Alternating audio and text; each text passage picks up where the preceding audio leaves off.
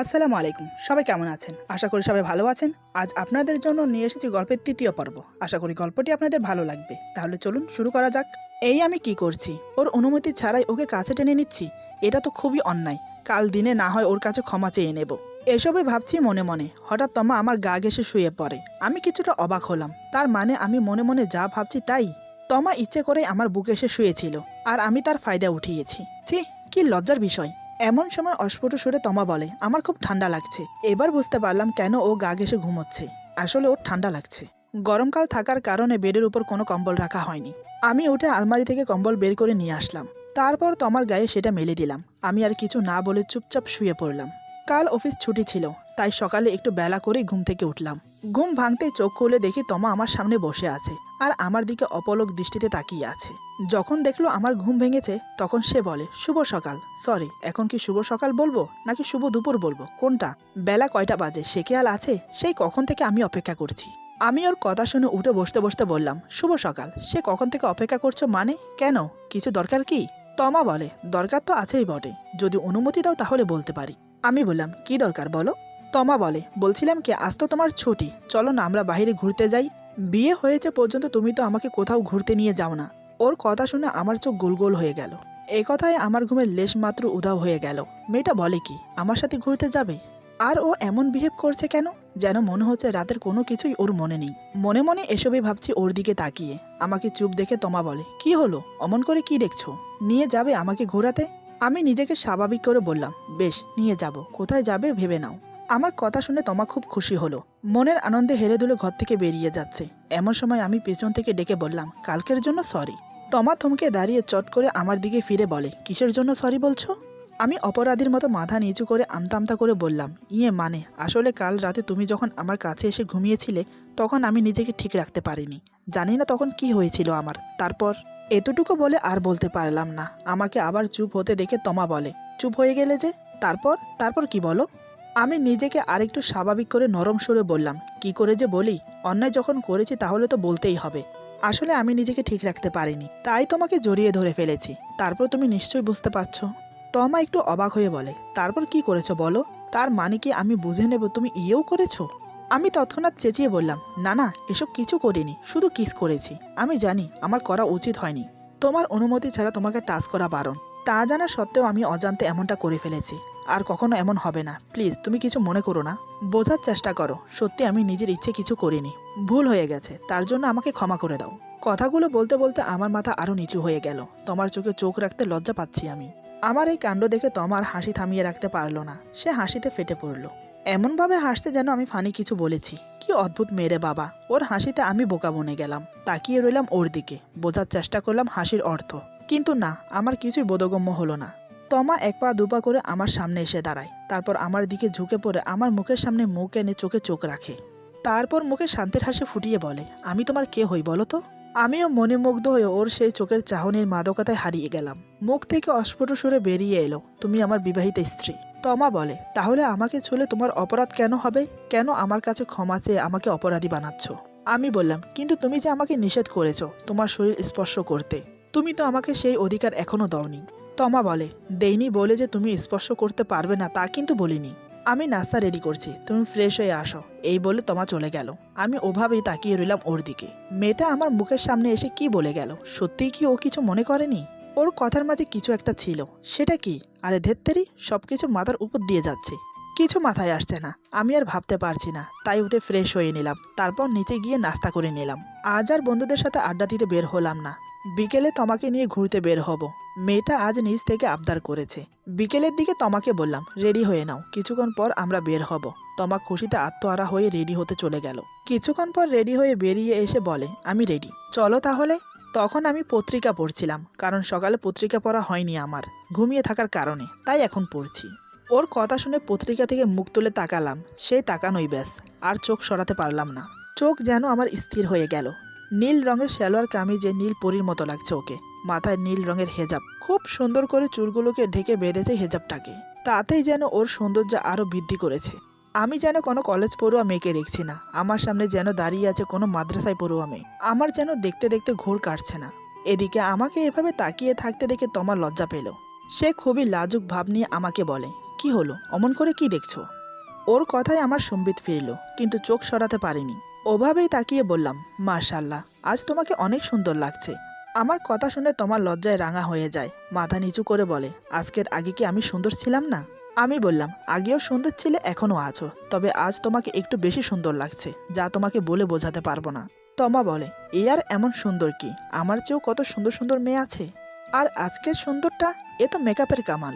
আমি বললাম, হ্যাঁ, তোমার কথাই সত্যি, পৃথিবীতে তোমার চেয়েও অনেক সুন্দর সুন্দর মেয়ে আছে, কিন্তু আমার কাছে তো তুমি সবচেয়ে সেরা সুন্দরী, সবচেয়ে শ্রেষ্ঠ। কেন জানো? তমা আমার কথা শুনে খুবই খুশি হলো। এমনটাই হবার কথা। স্বামীর মুখে নিজের প্রশংসা শুনে কোন মেয়ে খুশি না হয়ে থাকতে পারে বলুন? তমার চেহারার উজ্জ্বল ভাবটাই আমাকে বুঝিয়ে দিচ্ছে। তমা বলে, না, জানি না তো। আমি বললাম, কারণ তুমি আমার স্ত্রী। আরেকটা সত্যি কথা আছে, শুনবে? তমা বলে, কি কথা? আমি ওর চোখে চোখ রেখে কিছুক্ষণ তাকিয়ে রইলাম, তারপর বললাম, সেটা না হয় পরে জানবে, এখন চলো, দেরি হয়ে যাচ্ছে। এই বলে আমি রুম থেকে বেরিয়ে গেলাম। তমা মুচকি হেসে আমার পিছু পিছু আসতে লাগলো। তারপর গাড়িতে বসে দুজন বেরিয়ে গেলাম। অনেকক্ষণ দুজন গাড়িতে বসে ঘুরে বেড়ালাম। কিছু দূর এসে একটা লেকের পাশে দাঁড় করালাম গাড়ি। তারপর দুজন নেমে হাঁটতে শুরু করলাম। পরন্ত বিকেল, দিনের শেষে সূর্যটা ধীরে ধীরে তলিয়ে যাচ্ছে আপন গতিতে। তার যে এখন সময় শেষ। সূর্যের রক্তিম আভা তোমার মুখে এসে পড়েছে, তাতে যেন তার সৌন্দর্যটা আরো দুগুণ বাড়িয়ে দিয়েছে। ওর দিকে তাকিয়ে থাকতে আমার বেশ লাগছিল। তবে রাস্তাঘাটে এভাবে তাকিয়ে থাকাটাও ঠিক না, লোকে দেখলে কি বলবে। দুজন পাশাপাশি হাঁটছি, হঠাৎ তমা বলে, জায়গাটা খুবই সুন্দর, তাই না? আমি বললাম, তোমার ভালো লেগেছে? তমা বলে, ভীষণ ভীষণ ভালো লেগেছে। এখানে নিয়ে আসার জন্য তোমাকে অসংখ্য ধন্যবাদ। এখানে না আসলে বুঝতেই পারতাম না জায়গাটা এত সুন্দর। আমি বললাম, তুমি চাইলে মাঝে মাঝে তোমাকে এখানে নিয়ে আসতে পারি। তমা খুব জোর গলায় আমাকে বলে, মাঝে মাঝে কেন? এখন থেকে আমরা প্রত্যেক সপ্তাহে ঘুরতে যাব। আর তোমার ছুটি তো আছেই প্রত্যেক সপ্তাহে। আমি বললাম, বেশ তো, নিয়ে যাব। এভাবে দুজন আরো কিছুক্ষণ কথা বললাম। তারপর একসময় বাড়ির দিকে রওনা দিলাম। একসময় বাসায় এসে পৌঁছালাম। বাসায় এসে রুমে গিয়ে ফ্রেশ হয়ে নিলাম। ততক্ষণে তমা আমার জন্য চা নিয়ে এসেছে। আগে থেকে এখন তমা আমাকে খুব কেয়ার করে। যেমন এক স্ত্রী তার স্বামীকে কেয়ার করে। আমাদের চলাফেরা, আমাদের আচরণ দেখে কেউ বুঝতে পারবে না আমাদের মাঝে এখনো স্বামী স্ত্রী হিসেবে সেই ভাবটা জমে ওঠেনি। তমা খুব চালাক মেয়ে। বাড়িতে মা বাবা কাজের মেয়ে আছে, তাদের কেউ বুঝতে দেয়নি আমাদের সম্পর্কটা কেমন। আমি চাটা হাতে নিয়ে একটু রসিকতা করে বললাম, তমা, আজকে চায়ে মনে হয় চিনি কম দিয়েছ। তমা ভুরু কুচকে বলে, চায়ে চিনি কম হয়েছে মানে? তুমি তো এখনো চা খেয়েই দেখোনি, বুঝলে কি করে চায়ে চিনি কম হয়েছে? আমি বললাম, দেখে মনে হচ্ছে তাই বললাম, তুমি একটু খেয়ে দেখো তো। তমা আর আপত্তি করলো না, চট করে আমার হাত থেকে কাপটা নিয়ে চুমুক দিয়ে দেখলো, দেখে সবই ঠিক আছে। তমা বলে, চা তো ঠিক আছে, চিনিও ঠিকঠাক আছে। আমি ওর হাত থেকে কাপটা নিয়ে বললাম, এখন সব ঠিক আছে। এই বলে চায়ের কাপে চুমুক দিলাম। যেদিক দিয়ে তমা চুমুক দিয়েছে, আমার এই কাণ্ড দেখে তমা অবাক হয়ে গেল। এতক্ষণে যা বোঝার সে বুঝে গেছে। এটা আমি ইচ্ছে করে করেছি। তোমার লজ্জায় কিছু বলতে পারছে না, কিছু না বলে উঠতেই যাবে। ঠিক তখন আমি বললাম, কি হলো, চলে যাচ্ছ যে? তমা বলে, কাজ আছে, এই বলে চলে গেল। ও কেন চলে গেল সেটা বেশ বুঝতে পারছি। আমার এই কাণ্ড দেখে ও লজ্জা পেয়েছে, তাই অমন করে চলে গেল। আমি চায়ের কাপে চুমুক দিয়ে মুচকি হাসলাম। রাতে খাওয়া দাওয়ার পর বসে আছি, সেই কখন থেকে, কিন্তু মেয়েটা এখনো আসছে না। কি করছে এতক্ষণ? খাওয়া দাওয়া তো সে কবে শেষ হয়েছে। এসবে ভাবছি, এমন সময় তমা এসে হাজির। আমাকে বসে থাকতে দেখে সে বলে, তুমি এখনো ঘুমাওনি? আমি বললাম, না, ঘুম আসছে না। এটা বুঝতে দিলাম না যে আমি ওর জন্য অপেক্ষা করছি। তমা বলে, ঘুম যখন আসছে না তাহলে কিছু হাদিস শোনাও। আমি বললাম, কিসের হাদিস শুনতে চাও? তমা বলে, কাল রাতে যেটা বাকি রয়ে গেছে সেটা। আমি বললাম, কোনটা? তমা বলে, কাল তো তুমি স্ত্রীর দায়িত্ব কি কি সেটা বোঝালে। স্বামীরও তো দায়িত্ব আছে স্ত্রীর প্রতি, সেটা বোঝাও। আমি বললাম, আচ্ছা, তোমার দেখছি হাদিস শোনার অনেক আগ্রহ। তুমি কি এটা জানো, হাদিস সম্পর্কে সব জানার পর তোমাকে সেটা পালন করতে হবে? তুমি এখন জানো না, তাই পালন করছো না, তাতে হয়তো তোমার গুনাহ কম হবে। কিন্তু জেনে শুনে যদি তুমি পালন না করো, তাহলে গুনাহের ভাগ আরো বেড়ে যায়। যা জানবে, যা শিখবে তা পালন করার চেষ্টা করতে হবে। তমা বলে, আমি শুধু শুনতে নয়, পালনও করতে চাই। তুমি বলো, আমি শুনবো। আমি তো তোমার কথা শুনে অবাক। তাহলে কি সে ধীরে ধীরে স্বামী হিসেবে মেনে নিচ্ছে? যদি তাই হয় তাহলে আমি ওকে প্রত্যেক রাত জেগে জেগে হাদিস শোনাবো। সেগুলো শোনার পর যদি আমার তমা আমার হয়, তাহলে আর ক্ষতি কিসের? আমাকে আনমনা হয়ে ভাবতে দেখে তমা বলে, কি হলো তোমার? এমন আনমনা হয়ে কি ভাবছো তুমি? আমি নিজেকে স্বাভাবিক করে বললাম, কই কিছু না তো, তুমি এখানে বসো, আমি বলছি। এরপর ভাবতে লাগলাম, এত এত হাদিস, ওকে কোনটা বলা যায়, কোনটা বললে ও সহজে বুঝতে পারবে। আমি কিছুক্ষণ ভেবে নিয়ে বললাম, শোনো তাহলে। ইসলামে স্বামী স্ত্রীর সম্পর্ক অন্তত পবিত্র ও মধুর। স্বামী স্ত্রী একে অপরের প্রতি ভালোবাসা সংসারে এনে দেয় সুখের ঠিকানা। উত্তম স্ত্রী আর উত্তম স্বামী দুনিয়া ও আখেরাতেও তারা সফল কাম্য। রাসূলুল্লাহ সাল্লাল্লাহু আলাইহি ওয়াসাল্লাম স্ত্রীদেরকে অনেক ভালোবাসতেন। ভালোবাসায় ছিল না কোনো মিথ্যা বেহায়াপনা বা অশালীন কিছু। ভালোবাসা ছিল পবিত্র, যা আমাদের জন্য আদর্শ। রাসূলুল্লাহ সাল্লাল্লাহু আলাইহি ওয়াসাল্লাম বলেন, তোমরা ওই পর্যন্ত জান্নাতে যেতে পারবে না যতক্ষণ না পর্যন্ত মুমিন হও, আর ততক্ষণ পর্যন্ত মুমিন হতে পারবে না যতক্ষণ না পর্যন্ত একে অপরকে ভালোবাসো। রাসূলুল্লাহ সাল্লাল্লাহু আলাইহি সাল্লাম বলেন, যে ঘরে স্বামী ও স্ত্রী একসাথে তাহাজ্জুদের নামাজ পড়বে সে ঘরে কোনোদিন অশান্তি হবে না। বুখারী ও মুসলিম। রাসূলুল্লাহ সাল্লাল্লাহু আলাইহি সাল্লাম ইরশাদ করেছেন, যে স্বামী তার স্ত্রীকে এক লোকমা ভাত খাইয়ে দেবে আল্লাহ ওই স্বামীর সাগিরা গুনাহগুলো মাফ করে দেবেন, এবং যে স্ত্রী তার স্বামীকে এক লোকমা ভাত খাইয়ে দেবে আল্লাহ ওই স্ত্রীর সাগিরা গুনাহগুলো মাফ করে দেবেন, এবং প্রতি লোকমার বিনিময়ে 1000 নেকি উভয়ের আমলনামায় দান করবেন। মুসলিম শরীফ।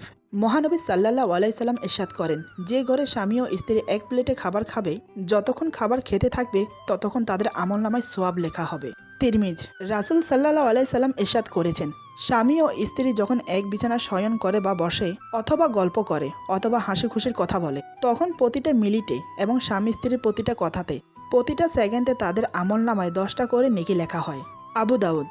মহানবী সাল্লাল্লাহু আলাইহি সাল্লাম ইরশাদ করেন, যে স্ত্রী তার স্বামীকে সকালে ঘুম থেকে জাগিয়ে পবিত্র করে ফজরের সালাতে মসজিদে পাঠিয়ে দেয়, ওই স্ত্রীর প্রতি স্বামীর অন্তরে আল্লাহর তরফ থেকে ভালোবাসার নূর পয়দা হয়। বুখারী শরীফ। আমার কথা শেষ হতে না হতেই তমা বলে, তাহাজ্জুদের নামাজ তো রাত 3টা বাজে পড়ে, মাঝরাতে ওঠা তো অনেক মুশকিল, সমস্যা নেই, তারপরও ট্রাই করব। তবে কাল থেকে আমি তোমাকে সকাল সকাল ঘুম থেকে উঠিয়ে দেব, ফজরের নামাজ পড়তে যাবে। আমি ওর কথায় মুচকে হাসলাম। না হেসে কি করব বলুন? ফজরের আজানের সময় তো আমি উঠে নামাজ পড়তে চলে যাই, কিন্তু তখন সে গভীর ঘুমে মগ্ন থাকে। আমি যে ওর পাশ থেকে উঠে যাচ্ছি একটু টের পায় না। আমাকে হাসতে দেখে তমা অবাক হয়ে বলে, কি হলো, তুমি হাসছো কেন? আমি এখানে হাসির কি বললাম? আমি বললাম, হাসবো না তো কি করব বলো? আমি তো প্রতিদিনই ফজরের আজানের সময় উঠে যাই মসজিদে, নামাজ শেষ করে আবার এসে ঘুমিয়ে পড়ি। তুমি টের পাও না, কারণ তুমি ঘুমিয়ে থাকো। আমার কথা শুনে তোমার জিভ কেটে বলে, ইস, আমার ঘুম এত ভারী, একটুও টের পাই না। আমি রসিকতা করে বললাম, তুমি যদি চাও তাহলে আমি তোমাকে ডেকে দিতে পারি ফজরের নামাজ পড়ার জন্য। কি কাল থেকে উঠবে নাকি? তমা বলে, তাহলে ডেকে দিও। প্রথম প্রথম একটু সমস্যা হবে, পরে ঠিক হয়ে যাবে, কিন্তু তাহাজ্জুদ নামাজ, সে নামাজ যেহেতু অনেক ফজিলত, সেটাও পড়তে চাই। আমি বললাম, আগে না হয় ফজরে ওঠার অভ্যাস করো, পরে না হয় তাহাজ্জুদ দেখা যাবে। তমা বলে, ঠিক আছে, কিন্তু তুমি তো এখনো বলনি ছেলেদের জন্য কি কি হাদিস বরাদ্দ আছে। আমি বললাম, বলছি শোনো। রাসূল সাল্লাল্লাহু আলাইহি ওয়াসাল্লাম বলেন, যে স্বামী তার স্ত্রীকে একবার চুমো দেবে এবং যে স্ত্রী তার স্বামীকে একবার চুমো দেবে, প্রতিটা চুমোর বিনিময়ে 100 নেকি তাদের আমলনামায় লেখা হয়। মুসনাদে আহমেদ। আমার মুখে চুমোর কথা শুনে তমা কিছুটা খচখচ করছে, মাথা নিচু করে লাজুক মুখটা ঢাকার চেষ্টা করছে। আমি বুঝতে পেরে বললাম, এখানে লজ্জা পাওয়ার কি আছে? আমি তোমাকে কিস করব বলিনি, আর এমনকি তোমাকেও করতে বলিনি। এটা তো স্বামী স্ত্রীর জন্য বলা হয়েছে হাদিসে, আমি কিন্তু বানিয়ে বলছি না, বইটা আছে আমার কাছে, পড়তে চাইলে পড়তে পারো। তমা বলে, তুমি এমনভাবে বলছো আমরা যেন প্রেমিক প্রেমিকা, আমরা কি স্বামী স্ত্রী নই? আমি ওর কথা শুনে মুচকি হেসে বললাম, আমরা স্বামী স্ত্রী, কথাটা কিন্তু সত্যি, তবে স্বামী স্ত্রীর মধ্যে যেমন একটা সম্পর্ক আছে তেমন কোনো সম্পর্কই আমাদের মাঝে হয়নি, তাই কথাটা বলতে বাধ্য হলাম। যাই হোক, তারপর শোনো। যে স্বামী তার স্ত্রীকে কোরআনের এলেম শিখাবে এবং নিজেও শিখবে এবং সে অনুযায়ী আমল করবে, আল্লাহ পাক মৃত্যুর পর তাদেরকে জান্নাত দান করবেন। রাসূল সাল্লাল্লাহু আলাইহি সাল্লাম বলেন, যে সন্তান তার পিতামাতার ভরণ পোষণ করবে বা সেবা করবে এবং নিজের স্ত্রীর ইজ্জত হেফাজত করবে, তাদের জীবনের সব গুনাহ মাফ করে দেওয়া হবে। মুসলিম শরীফ। মহানবী সাল্লাল্লাহু আলাইহি সাল্লাম ইরশাদ করেন, যে স্ত্রী তার স্বামীর অনুমতি ছাড়া সেবা করবে, সে স্ত্রীর নিজের শরীরের ওজনের সমান স্বর্ণ সদকা দান করার সোয়াব তার আমলনামায় প্রতিদিন লেখা হয়। আর যে স্বামী তার স্ত্রীর অনুমতি ছাড়া তার সেবা করবে, সে স্বামীর শরীরের ওজন সমান স্বর্ণ দান করার সোয়াব তার আমলনামায় লেখা হয়। আবু দাউদ। এটা শুনে তমা আবার বলে, তুমি ঘুরে ফিরে আবারও একই হাদিস বলছো। আমি বললাম, কই, আমি তো কাল এই হাদিস বলিনি, কাল তো তোমাকে অন্য হাদিস শুনিয়েছি। তমা বলে, অন্য হাদিস বটে, তবে সেখানে স্ত্রী কিভাবে স্বামীর দায়িত্ব পালন করবে তার ব্যাপারে সব হাদিস বলেছ। আমি জানি আরও হাদিস আছে মেয়েদের ব্যাপারে, সেটা না হয় পরে জেনে নেব, কিন্তু এখন স্ত্রীর প্রতি স্বামীর কি কর্তব্য সেটা জানতে চাইছি। আমি মুচকি হেসে বললাম, এসব জেনে তুমি কি করবে? আমার তো মনে হয় না সেগুলো তোমার কোনো কাজে আসবে। তমা বলে, কাজ আসবে না আসবে সেটা আমি বুঝে নেব, তুমি শুধু বলো। আমি বললাম, ঠিক আছে, তবে বেশিক্ষণ বলতে পারবো না, কাল আমার অফিস আছে, জরুরি একটা মিটিং আছে। তমা বলে, আচ্ছা ঠিক আছে। আমি আবার বলতে শুরু করলাম। মহানবী সাল্লাল্লাহু আলাইহি সাল্লাম ইরশাদ করেন, যে স্বামী বাহিরে যাওয়ার সময় তার স্ত্রী ও সন্তানদেরকে সালাম দিয়ে বাসা থেকে বের হয় এবং যখন বাহিরে থেকে এসে আবার সালাম দেয়, অথবা স্বামী বাসায় আসলে বা বাহিরে যাওয়ার সময় স্ত্রী তার স্বামীকে সালাম দেয়, সেই ঘরে কখনো শয়তান প্রবেশ করতে পারে না এবং সবসময় রহমত ও বরকত নাজিল হতে থাকে। কখনো ঝগড়া বিবাদ হবে না সেই ঘরে। আবু দাউদ, তিরমিজ। মহানবী সাল্লাল্লাহু আলাইহি সাল্লাম ইরশাদ করেন, যখন কোনো পুরুষ বিয়ের সময় তার স্ত্রীকে কালেমা পড়ে কবুল বলে দোয়া করল, তখন সেই সময় হতে মৃত্যু পর্যন্ত তাদের আমলনামায় সওয়াব লেখা হয়। মুসলিম। হে আল্লাহ, প্রতিটা মুসলিম পরিবারকে কবুল করুন, আমিন। এই বলে আমি আমার কথা শেষ করলাম। তমা বলে, তোমাকে অসংখ্য ধন্যবাদ। সত্যি, তুমি না বললে জানতে পারতাম না হাদিসে আমাদের জন্য এত কিছু নির্দেশ দেওয়া আছে। আমি বললাম, হ্যাঁ, হাদিসে অনেক নিষেধাজ্ঞা আছে, সেটা আমরা মুসলমান হিসেবে মেনে নেওয়া উচিত এবং সেই মোতাবেক চলা উচিত। রাত অনেক হয়েছে, এবার ঘুমিয়ে পড়ো, বাকিটা না হয় কাল শোনাবো। এই বলে আমি শুয়ে পড়ি। তমা আর কোনো কথা না বলে ফ্রেশ হতে চলে গেল। কিছুক্ষণ পর ফ্রেশ হয়ে এসে মাঝখানের বালিশ ঠিক করছে। আমি দেখে বললাম, মাঝখানের বালিশ ঠিক করে কি আদতেও কোনো লাভ আছে? সেই তো ভয় পেলে, নয়তোবা ঠান্ডা লাগলে আমার বুকে এসে ঘুমোবে। তমা বলে, কি করব, আমি কখনো একা ঘুমাইনি, আর তাছাড়া আমি কি ইচ্ছে করে এমন করি নাকি তোমার মতো? ওর কথা শুনে আমি চমকে উঠলাম। আমার মতো মানে? আমি চট করে আধশোয়া হয়ে ওর দিকে তাকিয়ে বললাম, আমার মতো মানে? তুমি কি বলতে চাইছো?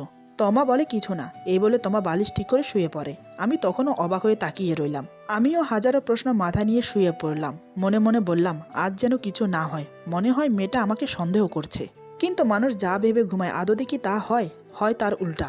আমি চাই না ওর চোখে আমি ছোট হই, কিন্তু পাশে নিজের স্ত্রী শুয়ে থাকলে নিজেকে ঠিক রাখা বড়ই কঠিন। আজ মেয়েটা অনেক ফ্রিভাবে মেশেছে আমার সাথে, অনেক ক্লোজ হয়ে এসেছে আমার কাছে, সামনে থেকে আমাকে আহ্বান করছে। তাহলে কাছে টেনে কেন আবার দূরে সরিয়ে দিচ্ছে? কিছুই মাথায় আসছে না।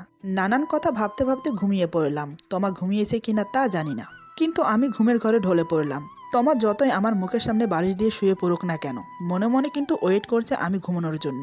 যখন দেখলো আমি ঘুমিয়ে পড়েছি, ঠিক তখনই মাঝখানের বালিশগুলো সরিয়ে দিল। ও খুব ভালো করেই জানে মাঝরাতে অবশ্যই আমি ওকে জড়িয়ে ধরবো আর ঘুমের ভেতরে আদর করব। মুচকি হেসে তমা ঘুমানোর চেষ্টা করলো। এক সময় ঘুমিয়ে পড়ে তমা। মাঝরাতে যা হবার তাই হলো। ঘুমের মাঝে তমা এসে আমাকে জড়িয়ে ধরে, তবে জেগে নয়, ঘুমের মাঝেই আমাকে জড়িয়ে ধরেছে। মেয়েটা বুকে এসে পড়তে নাকে এসে লাগলো শরীরের সেই মিষ্টি গন্ধটা। গ্রানটা নাক টেনে অনুভব করতে করতে হঠাৎ আমার ঘুম ভেঙে গেল। চোখ খুলে দেখি মেয়েটা আমার বুকে। আমি কিছুটা অবাক হয়ে চেয়ে রইলাম ওর মুখের দিকে। কত নিষ্পাপ লাগছে ওর ঘুমন্ত চেহারাটা। ওর দিকে তাকালেই যে মায়ায় পড়ে যাই। কিন্তু প্রতিটা রাতে কেন এমন হয়, কিভাবে হয়, আর মাঝখানের বালিশগুলো কিভাবে সরে যায়? আমি কি নিজে সরিয়ে ওকে কাছে টেনে নেই, নাকি ও নিজে থেকে সরিয়ে দেয়, যাতে করে ও আমার কাছে আসতে পারে? যদি মেনে নেই আমি সরিয়ে ওকে কাছে টেনেছি, তারও তো কোনো ব্যাখ্যা খুঁজে পাচ্ছি না। প্রতি রাতেই কি এমন ভুল হয়? আমি ঘুমিয়ে ঘুমিয়ে বালিশ সরিয়ে ওকে কাছে টানবো, এমন ভুল তো হার রোজ হতে পারে না। কি হচ্ছে এসব? এদিকে ও মনে মনে সন্দেহ করছে আমাকে। তার ইঙ্গিত আজ রাতে সে দিয়েছে। সে ভেবেছে আমি বুঝতে পারিনি, কিন্তু আমি সবই বুঝেছি। এভাবে তো আর চলা যায় না। নিজেকে আর কত কন্ট্রোল করে রাখতে পারবো, যার বউ কিনে এত সুন্দরী? আমি ওকে ভালোবাসি, ওর মায়ায় পড়েছি আমি, তাই তো এত ব্যাকুলতা ওকে কাছে পাওয়ার। এইসবই ভাবছি তোমাকে বুকে নিয়ে। এমন সময় মেয়েটা নড়ে চড়ে আমাকে আরো শক্ত করে জড়িয়ে ধরে। ওর মুখ আমার বুকের মাঝে, মুখের গরম নিঃশ্বাস পড়ছে বুকের ওপর। চুলগুলো উড়ছে ফ্যানের বাতাসে, সেই চুল উড়ে এসে আমার মুখে পড়ছে। আলাদা একটা মাদকতা ছড়িয়ে পড়েছে পরিবেশে। আমিও যে ওর ছোঁয়ার নেশায় মাতাল হয়ে পড়েছি, নিজেকে আর ধরে রাখতে পারছি না। দু হাতে আগলে নিলাম আমার তোমাকে। মেয়েটাকে যে বুকে পেলে আমি স্বর্গ খুঁজে পাই, তখন ইচ্ছে করে ওকে সব ভালোবাসা উজাড় করে দিতে। আমিও ওকে জড়িয়ে ধরলাম, তারপর গালে গাল ঘষতে লাগলাম। আলতো করে মাথার চুলগুলো গলার পাশ থেকে সরিয়ে চুমো খেলাম। দু হাতে শক্ত করে ওর পিঠ খামচে ধরলাম। পাগলের মতো সারা মুখে কিস করতে লাগলাম। ওর ঘুমন্ত চোখে আলতো করে চুমো খেলাম। তারপর ওর চিকন সরু লাল ঠোঁট জোড়া নিজের দখলে নিলাম। ডুবিয়ে দিলাম ওর ঠোঁটে ঠোঁট। সেখানেই যেন পরিতৃপ্তির স্বাদ। কেন জানি না এত নেশা ওর ঠোঁটের মাঝে আমাকে পাগল করে দেয়। এভাবে আদর করতে করতে বেশ কিছুক্ষণ সময় কেটে যায়। তমা নিশ্চুপ হয়ে আমাকে জড়িয়ে আছে, এমন ভাবে আছে সে যেন কিছুই টের পাচ্ছে না। সত্যিই কি সে কিছুই টের পাচ্ছে না, নাকি ঘুমের ভান্তরে সবকিছু উপভোগ করছে? কেন জানি আমার মনে হচ্ছে ও জেগেই আছে। তা না হলে এত কিছুর পরেও একটা মেয়ে কেন নড়াচড়া করবে না? মনে মনে ভাবলাম আজ সারা রাত এভাবে আদর করে কাটিয়ে দেব, কিন্তু নিজের বিবেকে বাধা দিচ্ছে, তাই আর সামনে এগোতে পারছি না। হঠাৎ কি মনে হতেই আমি ওকে ছেড়ে দিলাম। জানি এই পরিস্থিতিতে আমার খুব কষ্ট হচ্ছে, তারপরও নিজেকে ওর কাছে ছোট করতে পারবো না। আমি জানি ও একদিন আমারই হবে, তখন না হয় নিজের মনের চাহিদা মতো ওকে ভালোবাসবো। এসব ভেবে বড় একটা নিঃশ্বাস ছেড়ে চোখ বন্ধ করলাম ঘুমানোর জন্য। এপাশ ওপাশ করতে করতে একসময় ঘুমিয়ে পড়লাম। আমাদের বাড়ির পশ্চিম দিকের মসজিদ থেকে আজানের সুর ভেসে আসছে। ভোর হয়ে গেছে। উঠে পড়লাম নামাজ পড়ার জন্য। উঠে দেখি তমা অকাতরে ঘুমোচ্ছে।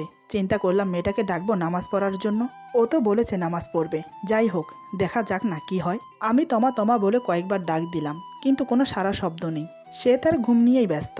এবার আমি ওর গায়ে হাত দিয়ে ডাকতে লাগলাম, তাতে যেন বিপত্তি হলো। হঠাৎ তোমা যা করলো, তা আমি জেগে কেন, ঘুমের মাঝে কল্পনায়ও আসবে না এমন কিছু। ভাবতে পারিনি মেয়েটা এমন করবে। এরপর যা হলো। আজকের গল্প এখানে সমাপ্ত। গল্পের বাকি অংশ পেয়ে যাবেন আগামী পর্বে। সবাই ভালো থাকবেন, সুস্থ থাকবেন। আল্লাহ হাফেজ।